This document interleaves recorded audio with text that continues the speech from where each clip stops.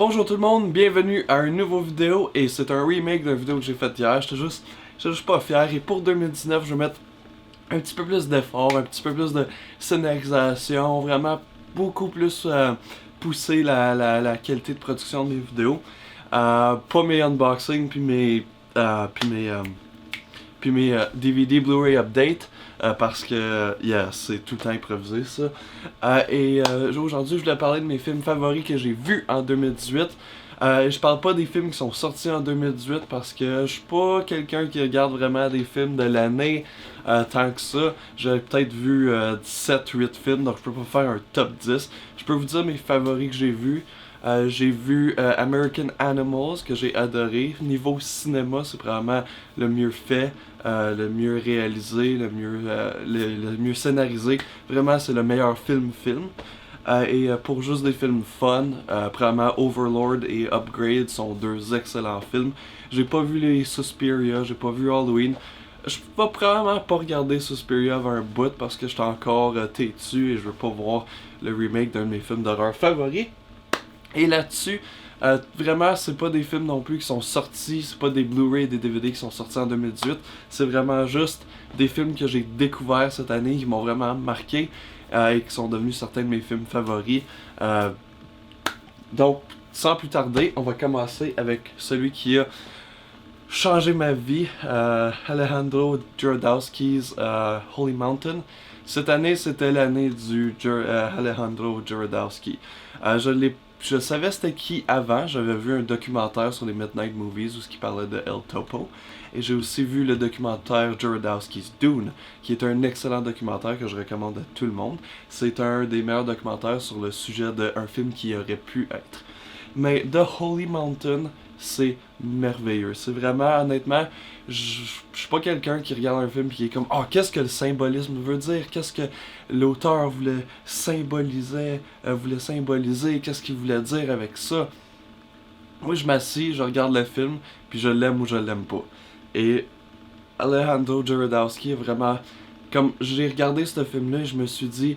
Ça, c'est un homme qui a fait ce qu'il voulait dans la vie et qui a eu du succès. Et c'est vraiment un film qui m'inspire, juste par le fait que c'est un homme au Mexique qui a juste décidé, comme moi, je fais des films vraiment étranges, complètement hors du mainstream. Comme le mainstream, il est là.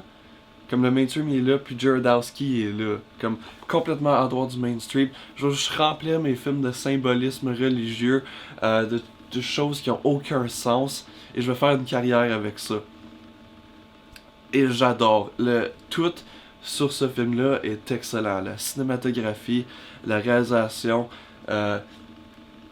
les acteurs jouent le rôle qu'ils sont censés jouer. Je veux dire, les acteurs sont pas bons, mais sont pas censés être bons. Ils jouent des personnages complètement absurdes, complètement hors de la norme. Et probablement mon préféré, c'est parce que chaque personnage représente une planète et on va à des petits flashbacks de leur vie et c'est vraiment la créativité qui a venu partout sur l'écran. Ma préférée, c'est probablement l'usine où ils font des jouets. Je pense que c'est Jupiter, la planète, mais c'est vraiment comme... Tu regardes, t'es comme... Je comprends pas. Et tu sais, je peux juste mentionner des scènes comme quand le gars il fait plein de petites statues de Jésus crucifié, puis t'as un personnage qui ressemble extrêmement à Jésus, puis là il se réveille juste dans un tas de statues de Jésus crucifié, puis là il capote. Le cover, c'est une scène extrêmement mémorable. Donc c'est vraiment juste un film mémorable, absurde, très très artsy. Si vous êtes pas quelqu'un qui aime les films comme super artsy, je vous le déconseille parce que c'est artsy pour être artsy. C'est vraiment... D'habitude, je suis pas un fan de films trop artsy, mais ça, c'en est définitivement un. Mais c'en est un qui est fait quand même assez tongue-in-cheek, quand même assez comique. Ça se prend pas au sérieux comme beaucoup de films artsy, comme je pense à Michael Snow, qui est un artiste canadien que ses films, je suis pas capable. Donc, c'est vraiment différent. C'est vraiment merveilleux comme film. Je conseille sérieusement. C'est mon coup de cœur de l'année. C'est mon film favori que j'ai vu en 2018. Y a pas de question là-dessus. On s'éloigne pas trop du Mexique et on s'en va aux Amériques, aux États-Unis pour être exact. Et je parle de Pets. Pets, c'est un film. Le Blu-ray est excellent. Comme je voulais pas trop parler des releases, mais ça c'est une release qui est sortie cette année. Et c'est vraiment une release merveilleuse. Vinegar Syndrome fait une méchante bonne job avec leur slipcover et leur release. Il y a quand même assez d'extra pour un film qui est vraiment perdu dans l'obscurité. Et c'est ce que j'aime de Vinegar Syndrome. Et je voulais mettre beaucoup plus de films de Vinegar Syndrome sur cette liste. Mais il fallait juste en choisir un pour pas trop rambler comme que j'ai fait hier. Donc vraiment, Pets, c'est mon film que Vinegar Syndrome ont sorti favori cette année.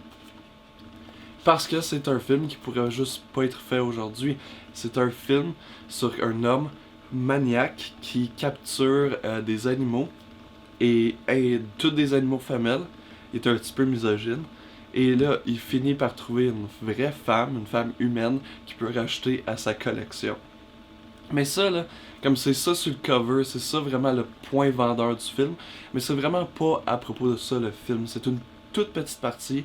Désolé, spoiler alert, tout ce qui se passe avec l'homme qui capture la femme puis qui l'utilise comme animal, c'est le dernier 15-20 minutes du film. Le restant du film, on suit juste une jeune femme complètement perdue sur la vie qui veut juste retrouver le droit chemin, qui expérience plusieurs choses différentes. Donc c'est un petit peu c'est très mélodramatique, c'est presque soap opera. Mais c'est très très très très bon, c'est très bien, c'est très bien fait.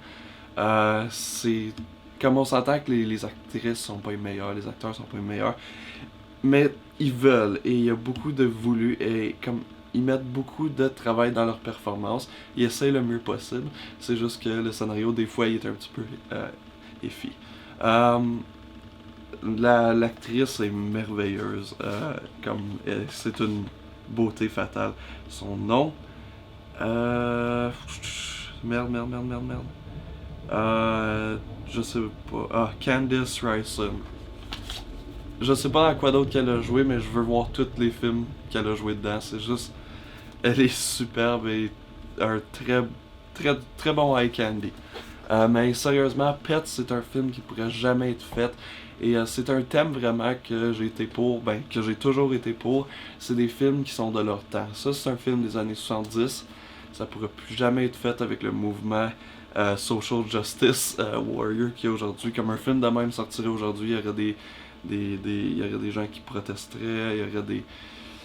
il y aurait 15 000 articles sur Tumblr de comment problématique que c'est. BuzzFeed ferait un article sur comment que les gens capotent et c'est très problématique et c'est totalement inacceptable. Le réalisateur serait pitché sur une île et tout le monde pleurait. Ça serait triste. Alright. Mario Bava's Kidnapped. Je voulais juste parce que je suis un grand fan de cinéma italien, donc je regarde beaucoup de films italiens. Il y en a beaucoup que j'ai regardé cette année. J'ai découvert Ténébré par Dario Argento.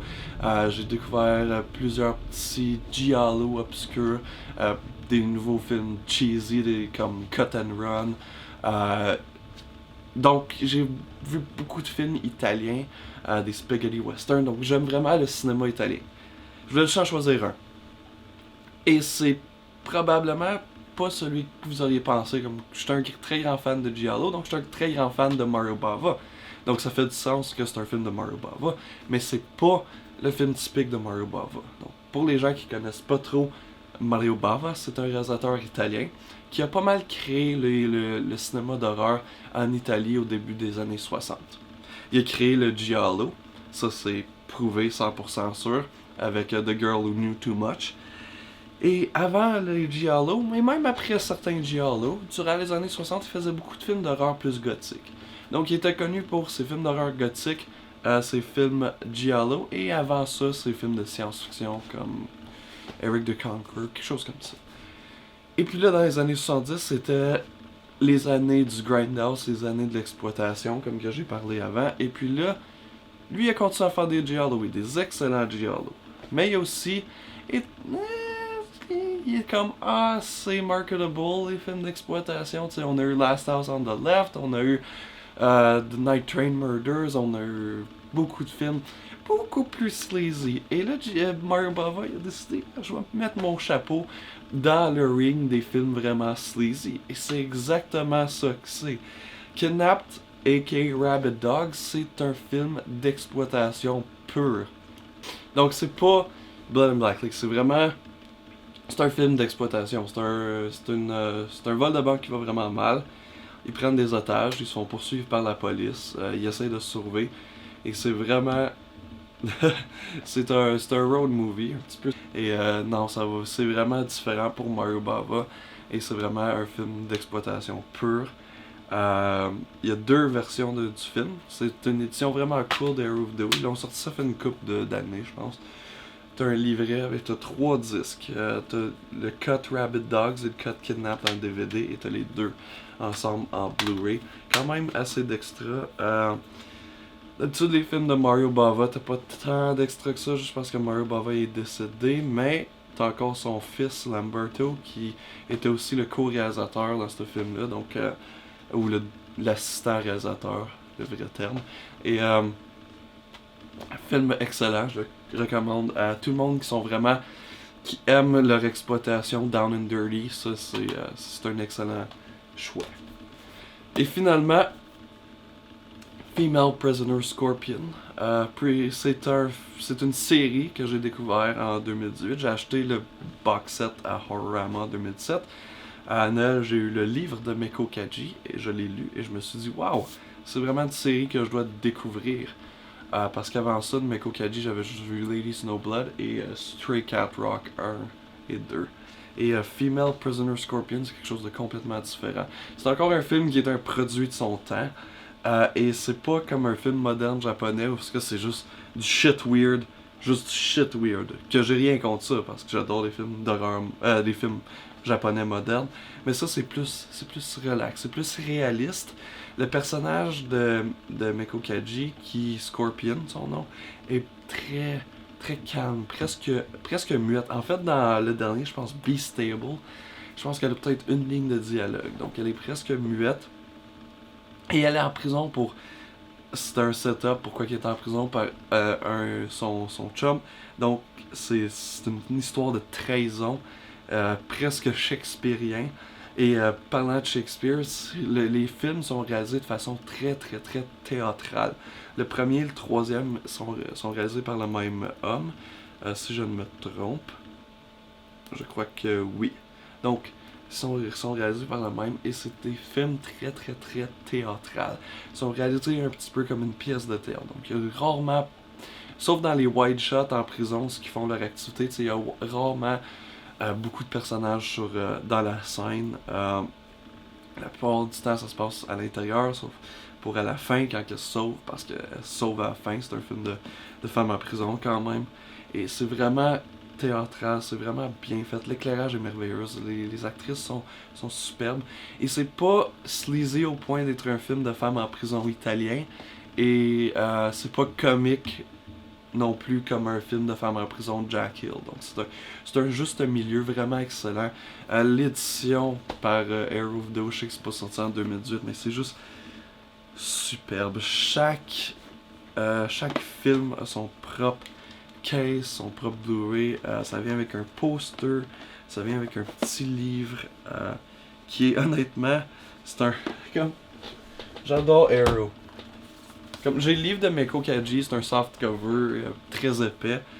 Et ça, c'est un hardcover. Combien de compagnies vous pouvez compter qui, avec leur édition spéciale, sortent un hardcover qui, je crois, est juste des petits, comme des photos complètement tout en couleur. Comme regardez ça, c'est merveilleux. C'est vraiment comme les Arrow mettent de l'effort. C'est comme un hardcover complètement en couleur avec des pages et des pages. Il y a un petit nipple, là, ça se peut que YouTube m'aime pas, là. Mais juste de l'or Comme. Qui prend une page au complet. C'est merveilleux. Le poster aussi est pas si pire. Je suis pas quelqu'un qui sort les posters d'habitude, à moins que ce soit vraiment un beau poster. Mais sérieusement, Arrow, bravo. C'est vraiment ma release de Arrow. Juste ma release en général dans ma collection favorite, c'est ça. Ça est comme The Hills Have Eyes et Last House on the Left. C'est ce qui conclut mon vidéo. Merci d'avoir écouté et on se revoit la prochaine fois.